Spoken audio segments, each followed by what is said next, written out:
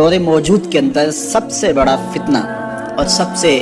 بڑی آزمائش وہ عصمت کی دولت کو محفوظ رکھنے کے حوالے سے ہے۔ کوئی شخص پاک دامن نہیں رہتا تو پھر یہ وہ غلاظت ہے کہ جو زندگی کی ہر خیر کو چاٹ جاتی ہے اور انسان کی ساری صلاحیتیں زنگ آلود ہو جاتی ہیں۔ یہ دور جس دور سے ہم گزر رہے ہیں یہ سوشل میڈیا کا زمانہ ہے، اور سوشل میڈیا میں غلاظتوں سے لتڑا ہوا جو وہاں ماحول ہے، اور یہ وہ چیز نوجوان کے ہاتھ میں جب آ گئی، چاہے وہ مرد ہے چاہے وہ عورت ہے، تو پھر وہ بیٹھا بھی تنہائی میں ہے تو اپنے دامن کو وہ کس طرح محفوظ رکھ پائے